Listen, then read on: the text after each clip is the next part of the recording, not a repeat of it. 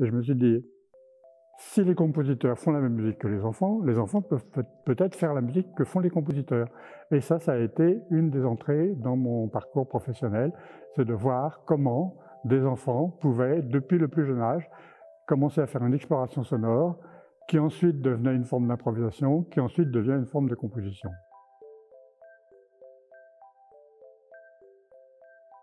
J'ai lu un livre fort important qui s'appelle « Le traité des objets musicaux », que j'ai lu sur une plage, je l'ai dévoré, et j'ai eu envie d'entrer au GRM. Ça, c'est le livre de Schaeffer, qui raconte un peu, je ne dirais pas la musique concrète, mais toute la remise en question de la musique qui vient de la musique concrète.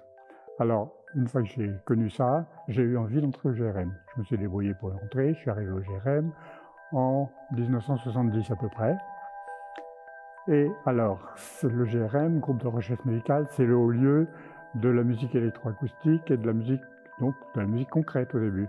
Pour moi, ça a été décisif parce que je découvrais qu'il y avait des gens qui faisaient de la musique avec des corps sonores, Guy Rebel qui faisait rebondir une lame sur le bord d'un piano pour faire le tout comme ça, ou Pierre-Henry évidemment qui faisait grincer une porte. Et très vite, je me suis rendu compte qu'au fond, ce que faisaient les compositeurs de musique concrète était très proche de ce que faisaient les tout petits enfants. La curiosité de l'enfant pour le son s'appuie sur ce qu'on appelle les réactions circulaires. Alors, les réactions circulaires, c'est un truc qui est très connu en psychologie. Un enfant de moins d'un an, ça commence vers 4 mois, s'il fait un son par hasard, et si ce son lui plaît, il a envie de recommencer. Alors ça, c'est vraiment fondamental. Un gamin fait un son par hasard, tous les parents savent ça.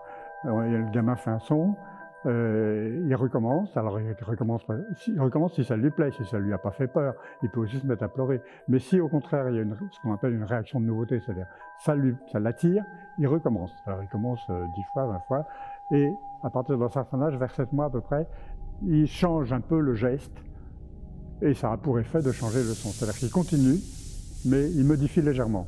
Alors ça, bon, si vous pensez à, je reviens à la musique concrète. On prend l'exemple de Pierre-Henry, les variations pour une porte et un soupir. Pierre-Henry, un jour, a trouvé dans un grenier une porte qui faisait un bruit fantastique. Ça. Il a évidemment fait une espèce de réaction circulaire. C'est exactement ce que font un gamin. Un gamin d'1 an aurait fait exactement la même chose. C'est-à-dire continuer à faire ce bruit-là en modifiant un petit peu le geste pour modifier le son. Enfin, c'est pas pour. Dans le cas de Pierre-Henry, c'était pour. Mais dans le cas d'un petit enfant, c'est pas pour. C'est de modifier le geste comme ça. Il modifie le geste et il s'aperçoit que ça fait varier le son. Donc on a là un processus d'exploration sonore qui est en fait très riche parce que, en effet, ça rapproche tout à fait les explorations sonores du petit enfant de celles du compositeur.